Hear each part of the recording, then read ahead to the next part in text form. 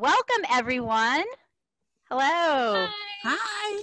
Hi. Hi, I'm Melly Ann, and today we're going to talk to a panel of HOWO group class teachers and find out their thoughts about teaching, teaching students in China, and questions that parents might have for them. So let's get started with an introduction. So let's just kind of go around, everyone say your name, where you're from, how long you've been teaching, and a little bit of your professional background. So let's start with Miss Nana. Hi, I'm Miss Nana, and my university degree is in elementary education. I taught school in the United States public school system for about 5 years, and then I lived in a town where the universities worked with the corporations on research and development, and I joined one of those firms and worked there in management for about 16 years. And then 6 years ago, I heard about online ESL teaching, and I began that. And then 3 years ago, I heard about HOWO, and I was very happy to be able to join this team. Great. So, thank you. Welcome. Teacher Ashley Red, could you introduce yourself? Yes, my name is Teacher Ashley Red, and I have been a teacher for about 10 years, both public and private school. I spent 2 years overseas in South Korea, spending 1 year in the public school system and 1 year in the private academy. They call them Hagwons. And about 5 years ago, I heard about the online teaching as an ESL teacher and was excited to join a fantastic team of teachers. And Teacher Anna Nell. Hi, how are you? I'm Teacher Anna Nell. I started as a public school elementary teacher. My educational background is I have a bachelor's degree from East Carolina University in elementary education with a concentration in early childhood development. As I said before, I taught with the public schools. Then I became a mom and stayed at home teaching my own children. And then I started back part-time teaching at a private school. And then I heard about this awesome opportunity teaching ESL online. And I've been doing this now for 3 years, and I absolutely love it. Great. Excellent. And Teacher Miriana.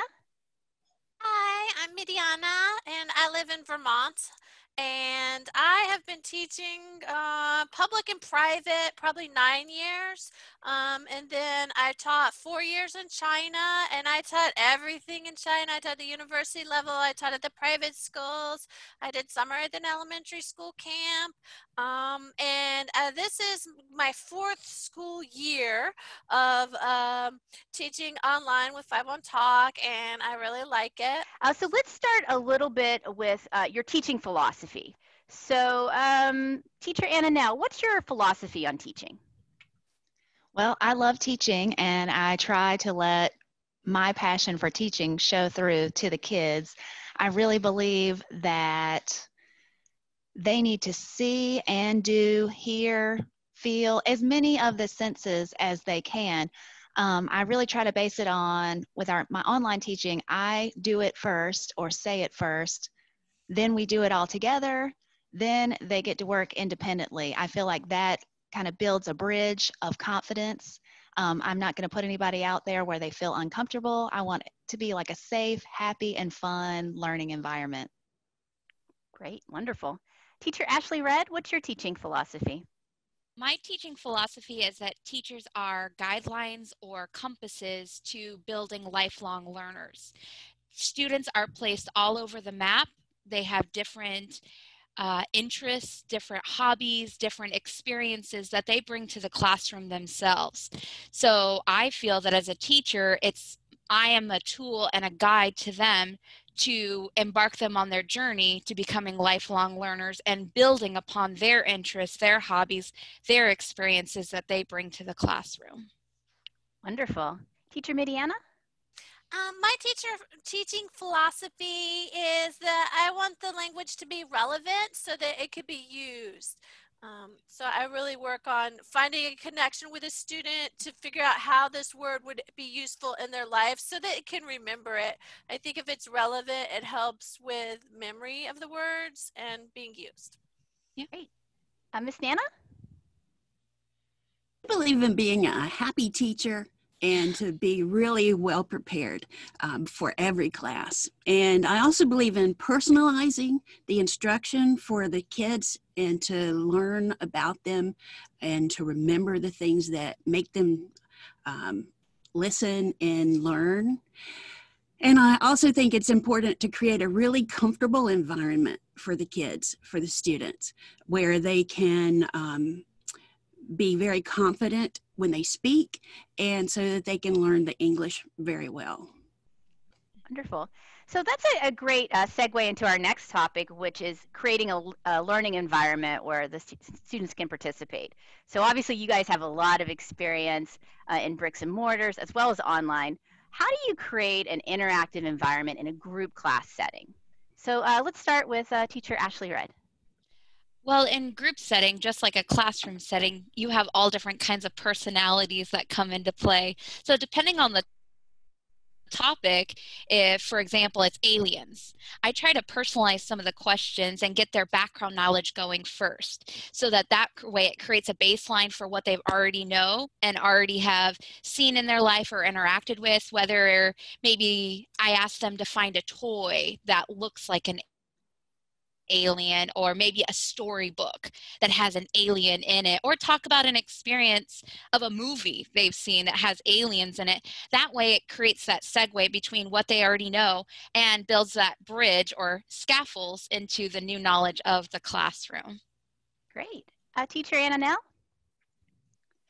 Well, I think it's really important to have that positive learning environment where the students feel welcome and comfortable. And most importantly, they feel valued. I want each of my students to know that not only am I there to teach them, but I'm interested in them. I'm interested in their growth. I'm interested in the things that they have to say. And I truly believe that they bring value to the classroom. I'm not the only one there to bring value. We're all there as a group. And I just want them to feel that. I feel that in that type of environment, people are freer to talk, to speak up, to make mistakes, and that's okay because that's how we learn. Great. All right, Teacher Miriana, I'm going to change the topic just a little bit.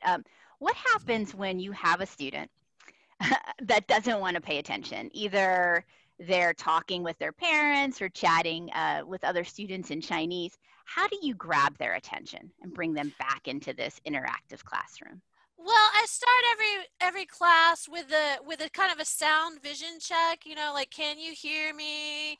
Do you see me? And I usually play with a different character, each class at the beginning, do you see me? Do you see me? And so then when I have a student who's not responding or not paying attention, I bring that character back. I'm like, hello, Sally, do you see me? Or, I bring it back to their attention.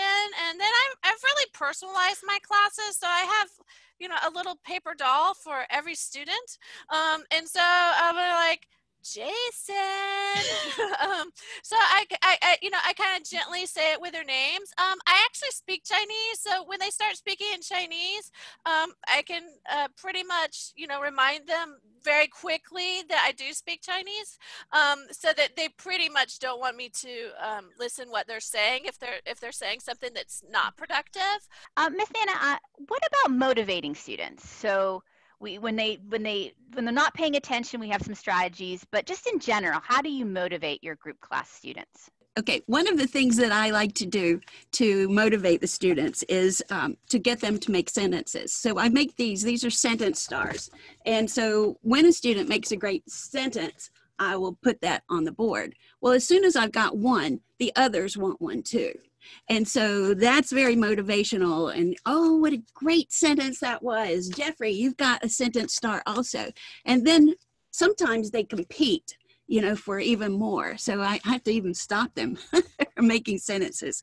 So that's one of the things that I really like to do for motivation.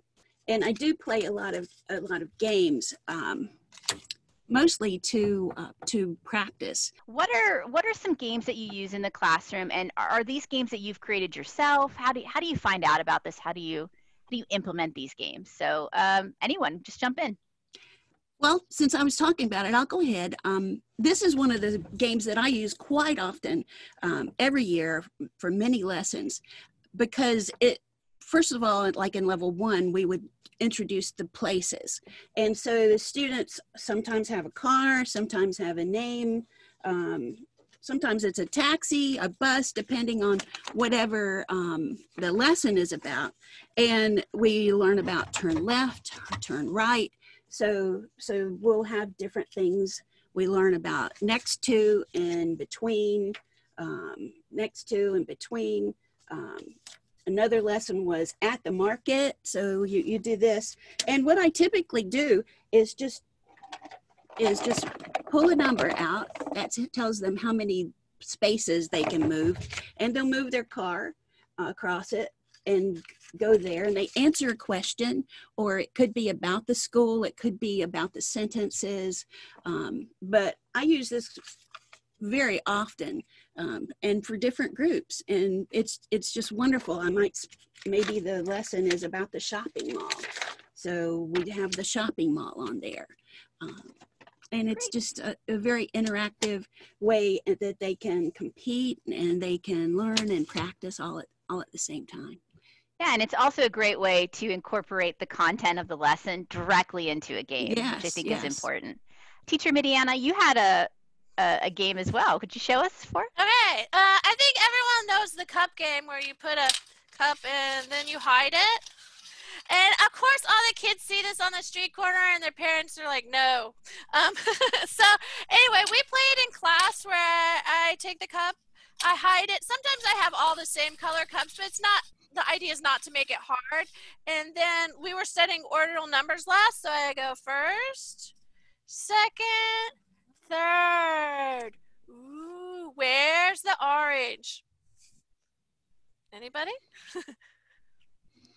First? Oh, no. Oh, you found it. Good job. And then we move on because I think it's important to keep the class rolling and not get stuck with a really exciting game. But yeah, it's just a fun break it up and move on game. Right. So games are a fabulous way of breaking up the lesson, but also reiterating content. What are some other methods that you use to ensure that students understand the content that you're teaching? So teacher Anna, could you answer that one? Well, like you said, the games and the physical activity are really awesome and a great way to bring the kids in. Also, I like to, at the very end, if we have a few extra minutes, just have them make some sentences of their own with our keywords or with our topic sentence, because that helps me to know if they've really gotten the content or not. Great. That's a great comprehension check. Are there any other comprehension checks that you use in class to make sure students are really getting the material? Teacher Ashley Red? Sometimes I'll have the students, instead of having the speaker read the question, I will have the students read the question and become the teacher themselves, especially with the higher learning students. They sometimes feel that they already know the content and they are, I get it, teacher, I get it, teacher. So I make them the teacher and say, okay, can you please read this sentence to so-and-so, and they will read the sentence and they become the teacher.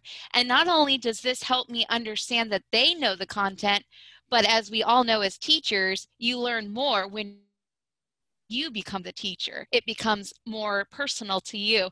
And it makes it fun because I give them their name. Teacher so-and-so, please read to your student, and they just have so much fun being the teacher because so many times they're the student, not the teacher.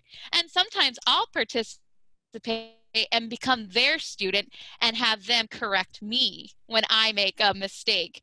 And that gives them some confidence that, hey, I heard that mistake and I know where to fix it. That's an interesting point about older students and having them be the teacher. What about scenarios where older students or more advanced students disagree with you? So you're wrong, teacher, I don't agree, or they're kind of a little confrontational, or don't agree with your opinion. How do you handle that? Miss Nana, how do you handle a student that doesn't agree and is arguing with you about something? Well, first of all, I'm thrilled if they're speaking English and arguing with me. And I love to let them know that I value their opinion, and we just talk it out. So if they can speak English that well, which many of them can, it's a great conversation. So I just welcome it. Anyone else have anything to add to that? If it's on topic, we go with it. I'm like, really? Is that what you think? If it's off topic, then I'm going to direct it to being back to topic. Very good. All right. A question about pronunciation. So how do you correct pronunciation in class? Teacher Annanelle? I just correct it simply, quickly, and we move on. It's not a big deal. Our learning environment is a comfortable and safe place to make mistakes. So it's okay. I just usually repeat it after them. If it's incorrect, they know it, they hear it, and they repeat it correctly. It's a really smooth transition. It's no big deal. Nobody gets upset. We keep rolling with it. So there are a lot of values in the classroom that are beyond just learning English. How do you incorporate some of those values, Teacher Miriana? This morning we were learning about policemen and having the policeman help the grandmother across the street. So I asked each student, do you help your grandmother across her street? And then some students said no. Oh my goodness. And so I said, oh, does dad help you across the street? And they were able to answer it. So I think I accept the no's, and I give them a chance to maybe answer it in a different way that still has that value. Teamwork's also important in the classroom. So what are some activities that you do with the students to help them build collaboration and teamwork skills? It's actually a game that we play, and it's one of my students' favorite games. They ask to play it all the time. I try to, give them a variety of games, but this particular game they just love, and we play it in teams, so it's a great way for them to collaborate. I give each team a little food basket, and their basket is empty, and their job during the class is to fill the basket with food. So we've got all sorts of things like donuts, cake, healthy stuff too, fruits, vegetables. But basically, what they have to do is just earn stars. So if the other person on the team isn't necessarily paying attention or not answering, the teammate, really wants to cheer them on. And even when they're picking the foods, they get really excited about, oh, I want the chocolate bar, or no, let's pick the tea. They get so excited about the food and they chat about it, and it's important. So they want to participate and do their best in the lesson so that they can get the most food in their basket by the end of class. And the basket with the little pieces of food are a great way to bring real life scenario into the classroom. It really is. And a lot of my long-term students have had, at first they didn't know what some of the foods were, and now they know. And even if I don't give them choices, or I give them a choice that they don't like, they'll say, oh, no, teacher, today I want sushi, or I want a plum, or I want a mango. And these are words that they didn't know, just 6 months ago. So it's just a new fun way for them to not only learn what we're talking about in the lesson, but also food. And everybody seems to get excited about food. We all love food. We do. So Teacher Ashley Red, how about you? What ways do you bring real life scenarios into the classroom? Well, oftentimes I will change some of the names in the role play. So I'll either reflect the student's name so that they're actually talking to each other rather than, oh, Timmy, Cindy, Jack. I will change it to their names. And sometimes if one of the students is maybe not paying attention, I'll change the name to like a superhero, and it will get everyone laughing. Great. All right. Well, thank you everyone for joining us today. I learned a lot. I hope that our parents in China also learn a lot. And thank you very much. Bye-bye. Bye. Bye. Bye. Bye. Bye. Okay. Bye. Thank Okay. you.